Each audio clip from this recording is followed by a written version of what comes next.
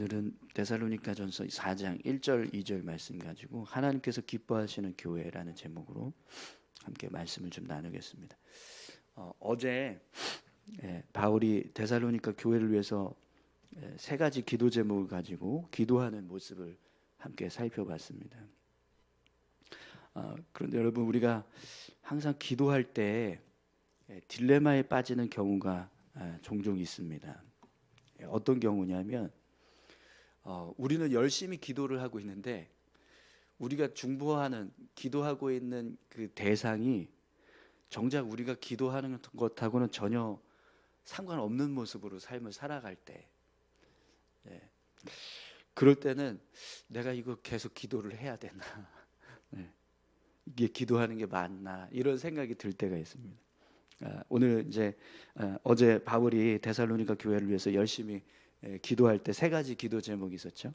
하나님, 데살로니가 교회에 어떻게 해서든지 갈 수 있도록 길을 열어주십시오, 이렇게 기도하는 모습을 보았습니다. 또 주님의 사랑이 넘치는 교회가 되게 해달라고 기도하고, 또 데살로니가 교회 성도들이 모두 주님 앞에 섰을 때 거룩하고 흠없는 성도들로 설 수 있게 해달라고 그렇게 기도를 했어요.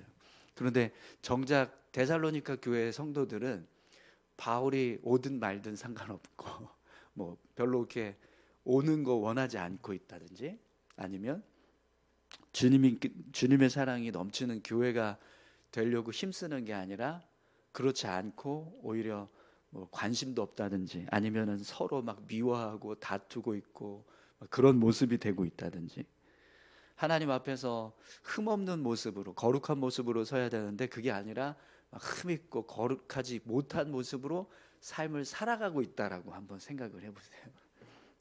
그러면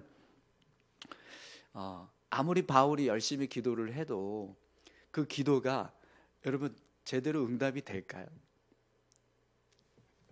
하나님께서 바울이 기도하는 그 모습을 보시고 기뻐하셔서 응답을 해주신다라고 하더라도 분명히 그 기도의 응답은 어떤 모습이 될 때 이 응답이 시작이 될까요? 데살로니가 교회 성도들이 바울이 기도하고 있는 그 모습처럼 믿음을 이어갈 때, 그렇게 믿음의 삶을 살아가기 시작할 때, 그때서부터 아마 하나님께서 바울의 기도를 응답하시는 역사를 이루어 가실 겁니다. 그래서 우리가 이제 기도를 할 때 이 기도가 과연 응답이 될까, 이런 기도를 우리가 계속해서 해야 하는가라고 하는 이 문제를 놓고 이제 고민을 하게 될 때가 있습니다. 그런데 여러분, 오늘 본문을 보시면 데살로니가 교회는 바울이 기도를 계속해야 하는 건지 아니면 중단해야 되는 건지 이런 고민을 할 필요가 없는 교회예요. 우리 1절 말씀 다시 한번 보겠습니다. 그러므로 형제들아, 우리가 끝으로 주 예수 안에서 너희에게 구하고 권면하노니 너희가 마땅히 어떻게 행하며 하나님을 기쁘시게 할 수 있는지를 우리에게 배웠으니 곧 너희가 행하는 바라 더욱 많이 힘쓰라. 아멘. 본문을 보시면 바울은 데살로니가 교회의 성도들이 하나님을 기쁘시게 하는 삶에 대해서 바울을 통해 배웠다, 이렇게 말씀합니다. 너희가 마땅히 어떻게 행하며 하나님을 기쁘시게 할 수 있는지를 우리에게 배웠으니, 이렇게 말씀하고 있죠. 또 데살로니가 교회가 지금 그런 모습으로 살고 있다라고 말씀하고 있어요. 곧 너희가 행하는 바라, 이렇게 말씀하고 있습니다. 그러니까 데살로니가 교회는 바울이 기도하는 것처럼 주님 앞에서 사랑이 넘치는 교회가 되고 있고, 또 거룩함과 흠이 없는 모습으로 열심히 삶을 살아가고 있다는 거예요. 그러면 여러분,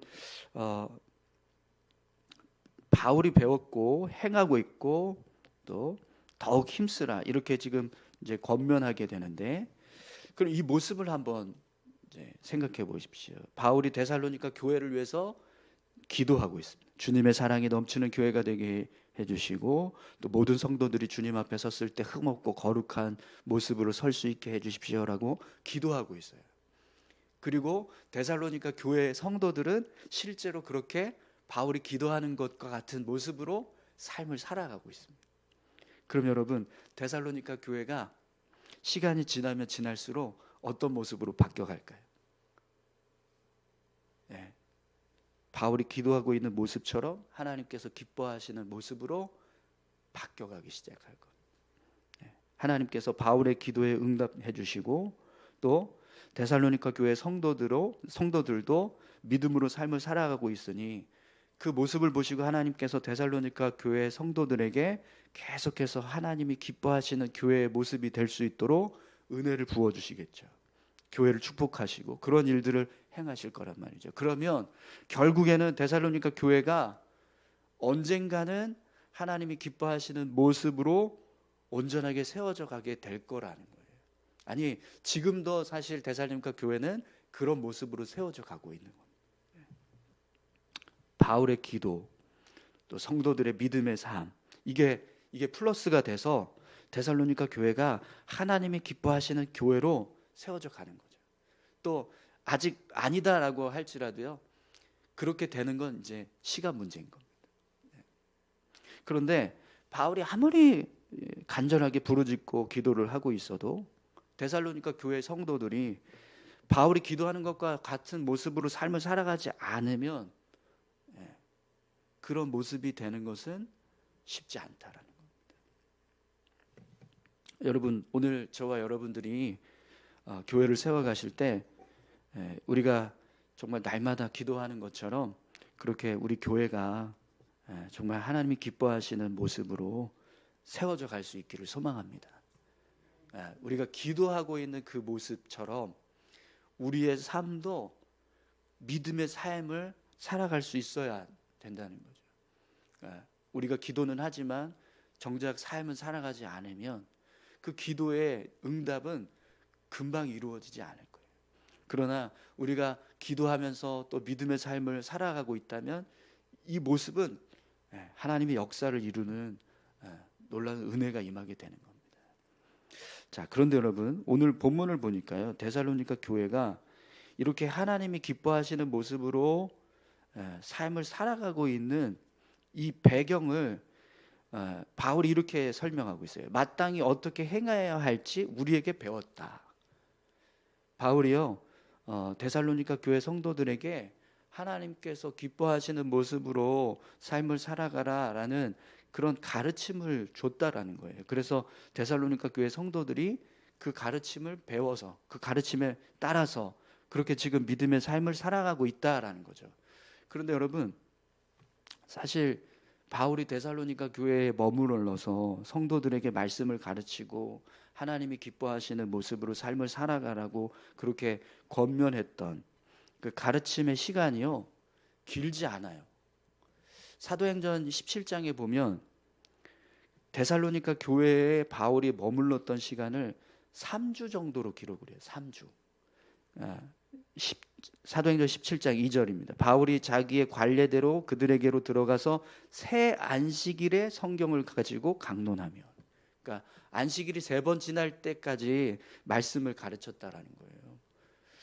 그럼 여러분 한번 생각해 보세요. 3주 동안 말씀 배운 성도들이, 교회가 어떻게 해서 하나님이 기뻐하시는 모습으로 삶을 살아가고 있을까요? 이제 이것 때문에 여러 이제 성경학자들이 바울이 이거보다는 좀 더 길게 머물렀을 거다. 그래도 한 몇 개월은 이 데살로니카에 머물렀지 않았겠느냐. 3주 정도가 아니라 더 길게 있었을 거다. 이렇게 이야기를 하기도 합니다. 근데 여러분, 그래봐야 몇 개월이거든요. 3주가 아니더라도 좀 더 길게라고 해봐야 몇 개월 정도밖에 이 바울이 데살로니카에 머물지 않았어요. 그럼 여러분, 바울은 너희가 마땅히 어떻게 행하며 하나님을 기쁘시게 할 수 있는지를 우리에게 배웠으니 곧 너희가 행하는 바라, 이렇게 말씀하고 있거든요. 그러면 3주 혹은 뭐 몇 개월 정도 머물면서 말씀을 가르치고 그들에게 복음을 전하고 또 하나님이 기뻐하시는 모습이 무엇인가를 가르쳤는데, 그걸 지금 데살로니가 교회 성도들은 그 짧은 기간 동안 가르쳤던 그 가르침을 따라서 믿음의 삶을 살아가고 있다라는 겁니다. 자, 그럼 여러분, 이 모습을 통해서 우리가 한 가지 깨닫게 되는 것이 있습니다. 우리가 하나님께서 기뻐하시는 모습으로 삶을 살아가기 위해서 말씀을 배우고 어떤 믿음의 훈련을 하는 이제 과정들이 필요한데, 근데 그 과정들이 아주 오랜 시간 동안 지속적으로 말씀을 배우고 훈련을 받아야지만 하나님이 기뻐하시는 모습으로 살아가게 되는 것이냐? 아니라는 거예요. 그렇지 않다라는 거죠.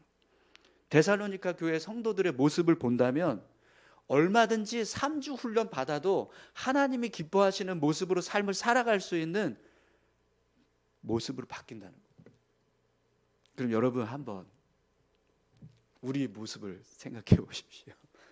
여러분 지금 우리가 매일 새벽 예배 나오고 또 매주 예배 드리고 뭐 많이 정말 교회에서 하는 예배 한 번도 안 빠지시는 분은 일주일에 적어도 8번 예배 드리는 거거든요. 오후 예배까지 다 하면 9번 예배를 드리는 분도 계십니다. 그러면 그 수많은 예배들을 1년 365일 계속해서 쭉 하고 있어요. 그것도 지금 몇 년 차입니까? 30년 차 되신 분, 40년 차 되신 분도 계시는데, 여러분 우리가 어떤 모습으로 삶을 살아야 하나님이 기뻐하시는 삶이 되는가, 이거 모르시는 분 계세요? 여러분 중에 혹시 하나님이 기뻐하시는 모습으로 살아가는 게 뭔지 잘 몰라요, 그래서 못 살고 있습니다라고 하시는 분이 계신가요? 그런 분은 없으실 겁니다. 사실 우리가 매일 이렇게 새벽에 나와서 말씀을 듣고 기도를 하고 믿음의 삶을 살아가기 위한 훈련들을 하지만 여러분 이 과정들이 있기 때문에 우리가 믿음의 삶을 살아가는 게 사실은 아닌 거예요. 데살로니가 교회는요 정말 복음만 들었어요. 뭐 3주 동안 말씀을 들었으면 얼마나 들었겠습니까? 3주 정도면 진짜 데살로니가 전서 정도 말씀, 그 정도 말씀밖에 못 배운 거예요. 3주 정도 말씀을 가르쳤다 그러면 그 정도 범위의 내용밖에 가르치지 못합니다. 데살로니가 교회는요 그 정도 말씀만 들었는데도 불구하고 그들의 삶은 하나님이 기뻐하시는 모습으로 삶을 살아가고 있다는 거예요. 근데 여러분 우리는 성경을 몇 번을 읽겠습니까? 수없이 많은 설교를 듣고 있고, 그런데 우리가 항상 뭘 이야기하냐면 은혜를 받아야죠. 은혜가 필요합니다. 물론 은혜가 필요해요. 은혜 받아야죠. 은혜 받아야 믿음의 삶을 살아가고, 은혜가 있어야 믿음의 삶을 살아가는 것이 더 힘이 나죠. 그런데 여러분 은혜 받아야 믿음 생활 하실 거예요? 은혜가 있어야 믿음 생활이 온전히 이루어지게 하실 겁니까? 제가 설교할 때 여러분 은혜가 안 되면 하나님이 기뻐하시는 모습으로 안 살아가도 되는 겁니까? 새벽 예배 말씀을 들었는데 은혜가 없고 감동이 없다, 그러면 새벽 예배 안 나와도 되나요? 은혜가 있어야지만, 감동이 있어야지만 우리가 하나님이 기뻐하시는 모습으로 삶을 살아가야 하느냐라는 겁니다. 이게 순서가 바뀌었다라는 거죠. 은혜는 언제 주어지냐면 믿음으로 순종할 때 주어집니다. 아멘이신가요? 은혜가 주어지고 나서 우리가 순종하는 게 아니라 순종하면서 나아갈 때 하나님이 은혜 주신다는 거예요. 근데 우리는요 자꾸 바꿔요, 그걸 순서를. 은혜 받아야 순종하겠습니다. 은혜 주셔야 말씀대로 살겠습니다. 이렇게 산다는 거죠. 근데 여러분 그거는요 조건부 신앙생활 하는 거예요. 하나님 저한테 은혜 주시면 제가 믿음 생활 잘하겠습니다. 하나님 제게 응답해 주시면 제가 이렇게 헌신하겠습니다. 이건 잘못된 신앙이라는 겁니다. 여러분 데살로니가 교회 성도들이 어떻게 해서 그러면 이렇게 짧은 시간 동안 말씀을 배우고 훈련을 받았는데도 불구하고 하나님이 기뻐하시는 모습으로 삶을 살아가게 되었는가? 그 이유를 오늘 본문을 보면 알 수 있습니다. 2절 말씀 함께 보시겠습니다.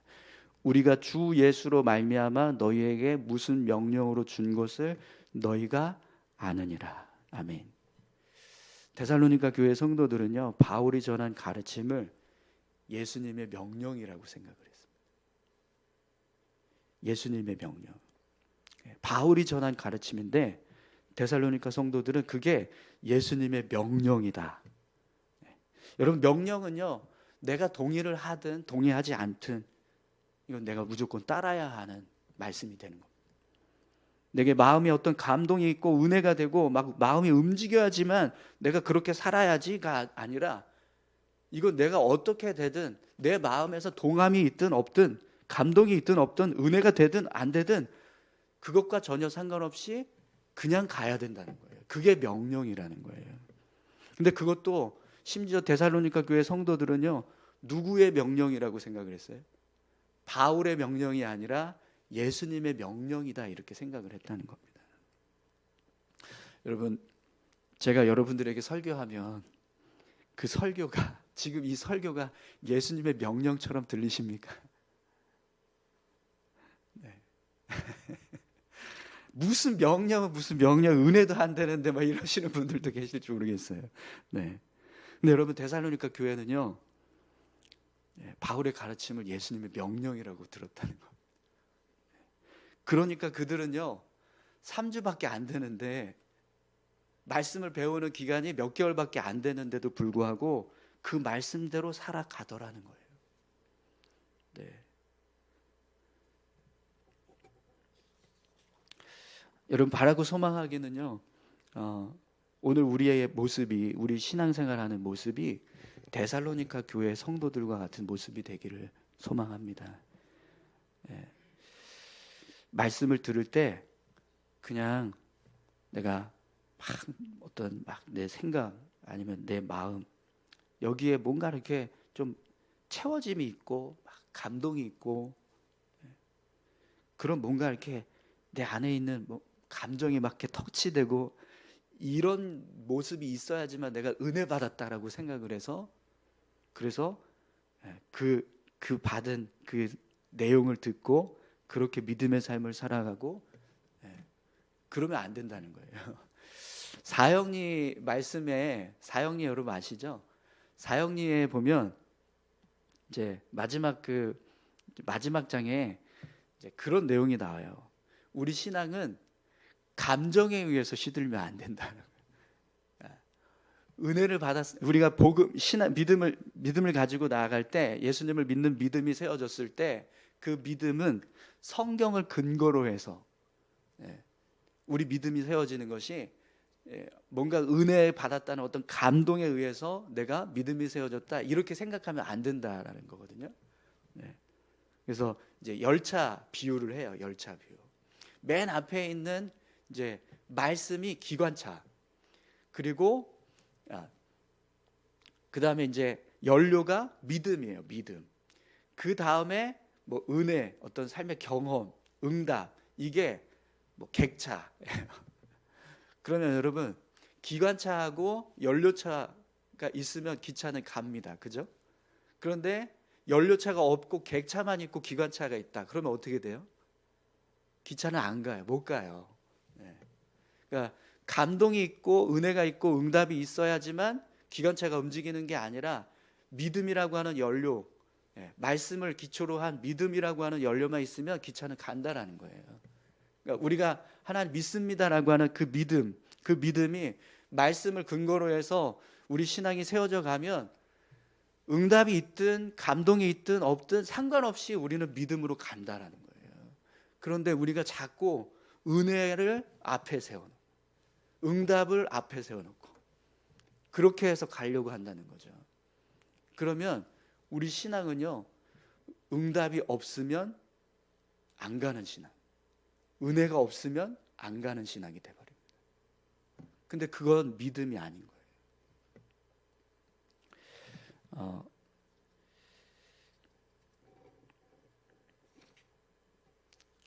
오늘 저와 여러분들의 신앙이요, 말씀을 정말 잘 듣고 그 말씀을 따라서 믿음의 삶을 온전하게 살아가실 수 있기를 소망합니다.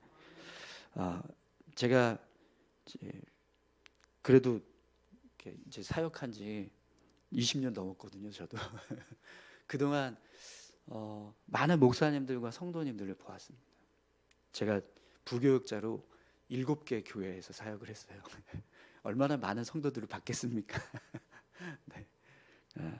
사역자들도 뭐 담임 목사님들 보고 부교육자들도 봤습니다.